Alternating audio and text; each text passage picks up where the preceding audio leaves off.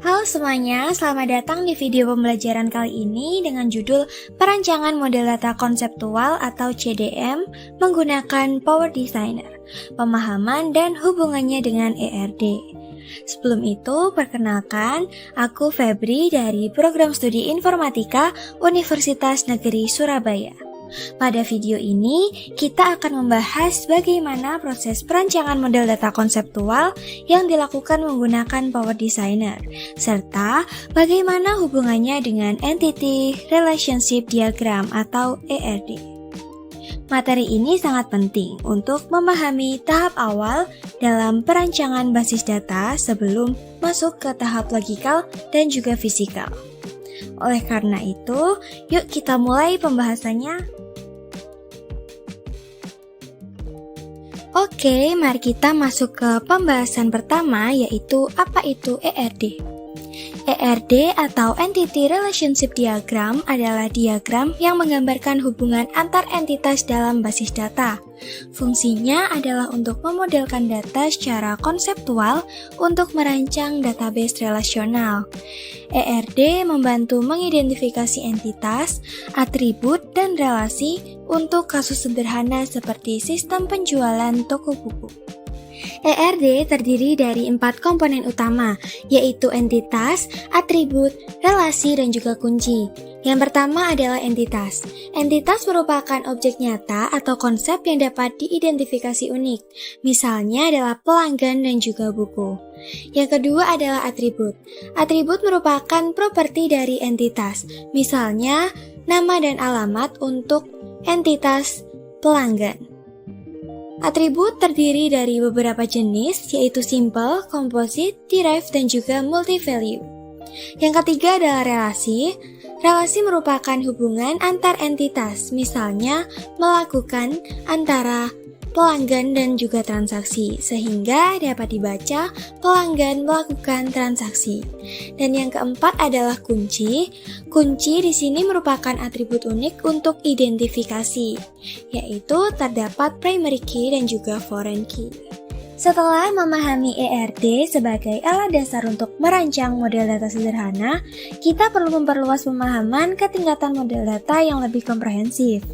ERD menjadi titik awal dalam proses desain basis data yang kemudian berkembang menjadi model konseptual, logis, dan juga fisik.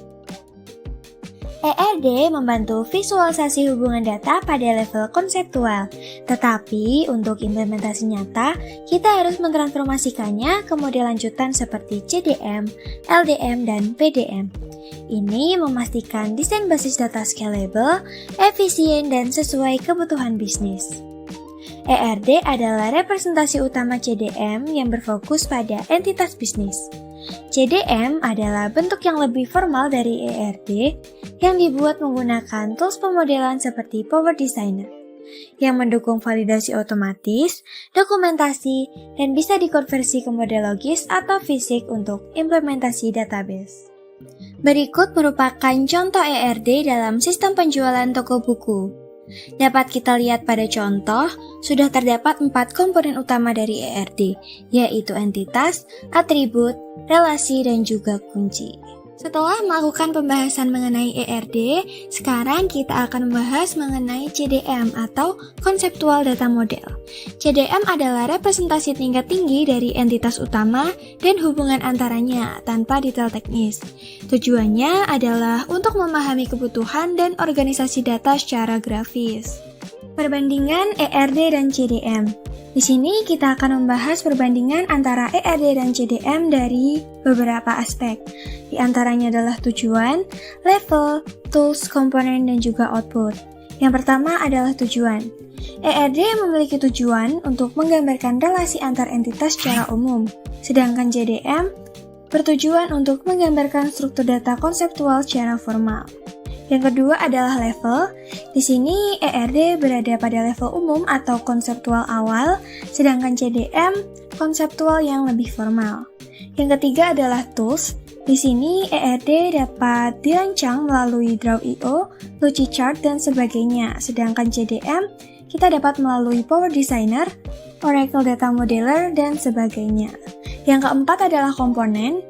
Di sini komponen ERD antara lain ada entitas, atribut, dan juga relasi. Sedangkan CDM di sini memiliki komponen entitas, atribut, identifier relationship, dan juga kardinalitas. Dan yang kelima adalah output, di mana output dari ERD adalah diagram statis, sedangkan output dari CDM merupakan model yang bisa dikonversi ke model logis atau fisik seperti LDM dan PDM. Selanjutnya kita akan mengenal SAP Power Designer. SAP Power Designer adalah perangkat lunak pemodelan data dan perancangan sistem informasi yang dikembangkan oleh SAP SE. SAP Power Designer adalah alat bantu perancangan basis data atau database design tools yang digunakan untuk membangun model konseptual, logikal, dan fisik dari sebuah sistem basis data. SAP Power Designer mendukung proses pengembangan sistem basis data melalui 3 level pemodelan utama, yaitu Conceptual Data Model atau CDM, Logical Data Model atau LDM, dan Physical Data Model atau PDM.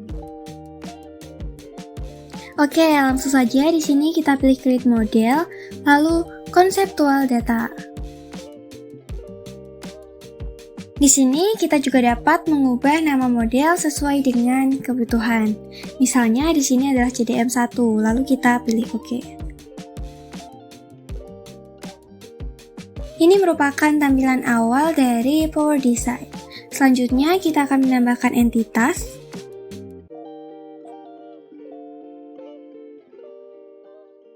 Kita klik 2 kali. Di sini kita dapat mengganti nama entitas dengan entitas yang akan kita buat. Misalnya di sini adalah entitas pelanggan. Setelah itu kita klik apply dan juga OK. Kemudian lakukan hal yang sama untuk membuat entitas-entitas berikutnya.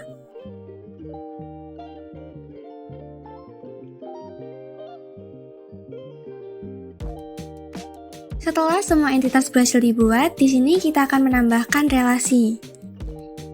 Di sini kita tarik garis relasi dari entitas pelanggan menuju ke entitas transaksi. Kita klik 2 kali pada garis relasi, lalu kita pilih kardinalitas. Di sini kita menggunakan one-to-many untuk relasi antar pelanggan dan juga transaksi. Di sini kita juga dapat mengganti nama relasinya, misalnya di sini kita ganti menjadi melakukan. Lalu, lakukan hal yang sama untuk relasi berikutnya sampai semua relasi telah ditambahkan. Di sini kita juga bisa menyesuaikan kardinalitas yang akan kita pakai, misalnya adalah one-to-one, one-to-many, many-to-many, maupun many-to-one.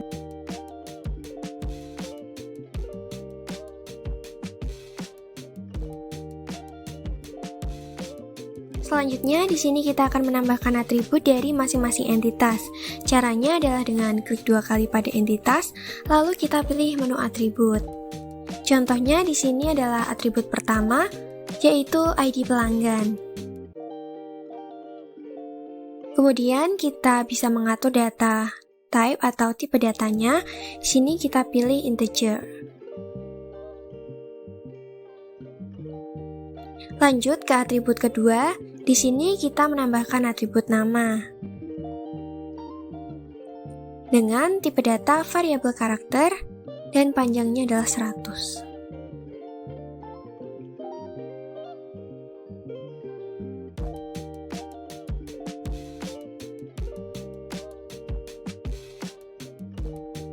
Untuk atribut ketiga,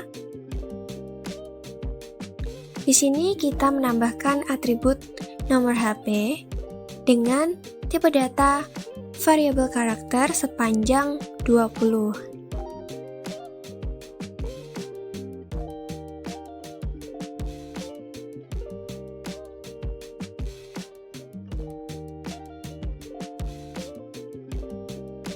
Dan yang keempat, di sini kita akan menambahkan atribut alamat dengan tipe data teks.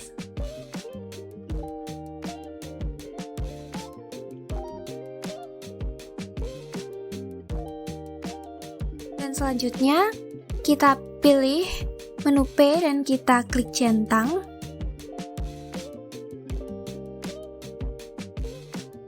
Karena di sini ID pelanggan berperan sebagai primary key atau PK. Lalu kita ganti namanya menjadi ID pelanggan sesuai dengan nama yang ada pada atribut. Lalu kita apply dan juga OK.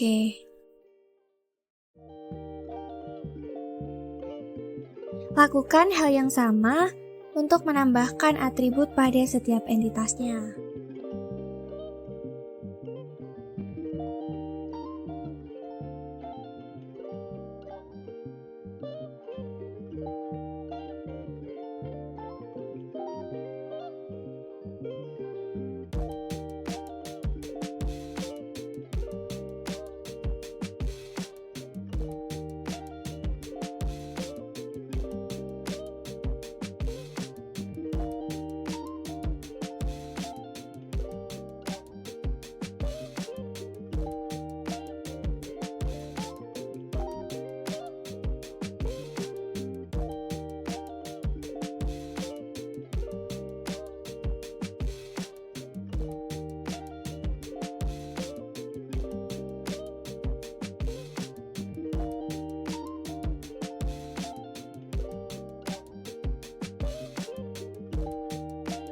Setelah semua atribut pada setiap entitasnya telah ditambahkan, di sini langkah terakhir adalah merapikannya agar relasi dapat dibaca dengan jelas.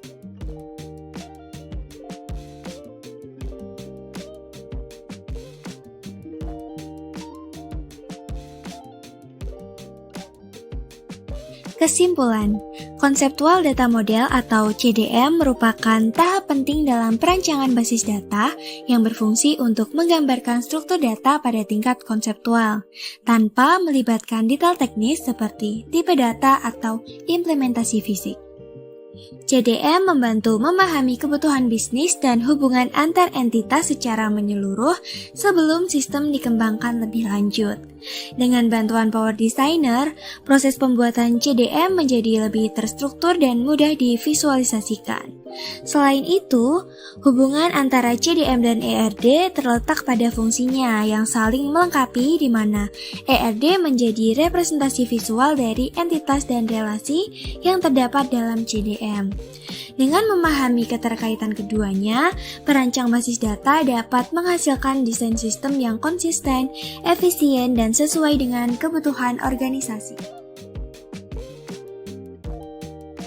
Jadi, dari pembahasan tadi, kita dapat memahami bahwa perancangan konseptual data model atau CDM merupakan langkah awal yang sangat penting dalam pembangunan basis data. Terima kasih telah menonton video ini. Semoga video ini bermanfaat dan menambah pemahaman mengenai perancangan model data konseptual. Terima kasih dan sampai jumpa.